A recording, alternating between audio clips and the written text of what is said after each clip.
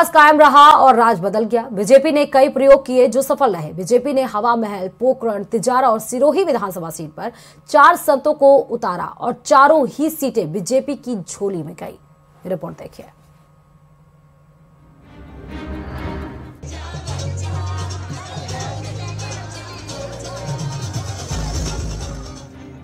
राजनीति में जीत के लिए सियासतदान कई प्रयोग करते हैं।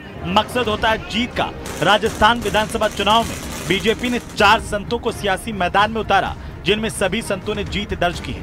सबसे पहले नजर डालते हैं जयपुर के हवा महल सीट पर, जहां बीजेपी ने बाल मुकुंदाचार्य को उम्मीदवार बनाया था। यहां उनका मुकाबला कांग्रेस के आर तिवारी से हुआ।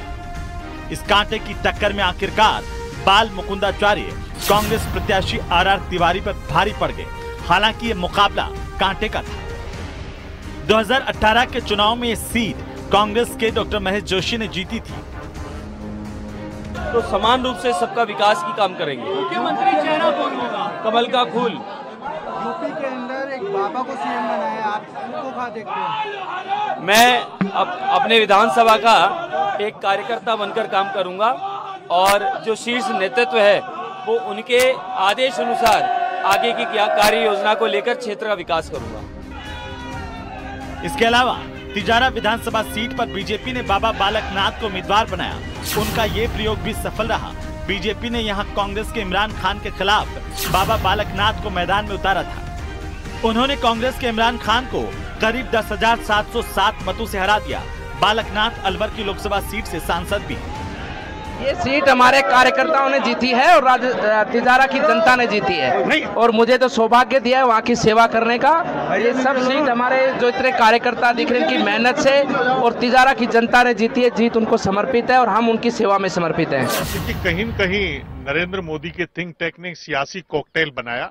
उसमें हिंदुत्व और भगवा जो बाबा उतारे, चाहे बाबा बालकनाथ हो, चाहे प्रतापपुरी हो या बाल मुकुंदाचार्य हो, तो ये एक जो तुष्टीकरण का जो आरोप लगा है और कांग्रेस ने 14 माइनॉरिटी वालों को टिकट दिए और बीजेपी ने एक भी टिकट नहीं दिया। हालांकि इनके बागी यूनुस खान चुनाव जीत गए। तो वहीं पोखरण विधानसभा सीट से बीजेपी ने एक बार फिर महंत प्रतापपुरी को मैदान में उतारा था, लेकिन इस बार पोखरण सीट पर कमल खिल गया। महंत प्रतापपुरी कांग्रेस प्रत्याशी शाले मोहम्मद को चुनावी मैदान में पटखनी देने में कामयाब रहे। जबकि पिछली बार प्रत्याशी शाले मोहम्मद प्रतापपुरी को हराने में कामयाब रहे थे। उनकी जीत के बाद कार्यकर्ताओं में भारी जश्न देखने को मिला। कार्यकर्ताओं ने उन्हें कंधे पर बिठाकर जमकर नारेबाजी की।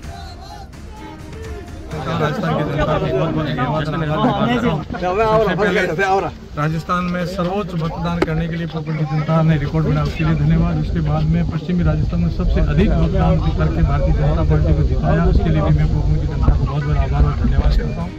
तो सिरोही विधानसभा सीट पर भी बीजेपी का प्रयोग सफल रहा। यहाँ बीजेपी ने ओटाराम देवासी को मैदान में उतारा और उन्होंने जीत हासिल की। साल 2018 में निर्दलीय उम्मीदवार के तौर पर ओटाराम देवासी को पटकनी देने वाले संयम लोढ़ा इस बार कांग्रेस के टिकट पर मैदान में थे, लेकिन इस बार हवा का रुख बदल गया और संयम लोढ़ा बीजेपी के ओटाराम देवासी से हार गए। हालांकि 2013 में सिरोही विधानसभा सीट पर जीत दर्ज करने के बाद ओटाराम देवासी गौपालन मंत्री बने थे।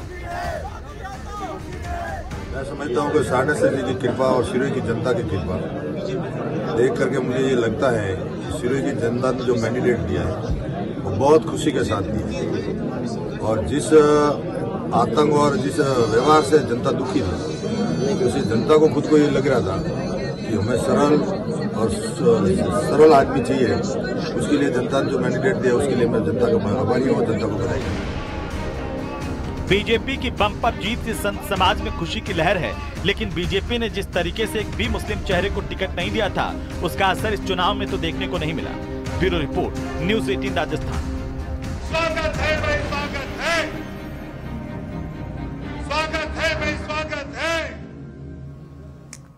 तो बीजेपी ने कई प्रयोग किए और वो प्रयोग सफल भी रहे, लेकिन अब सवाल है कि प्रयोग के बाद राजस्थान की गद्दी पर कौन बैठता है। इसी के साथ ही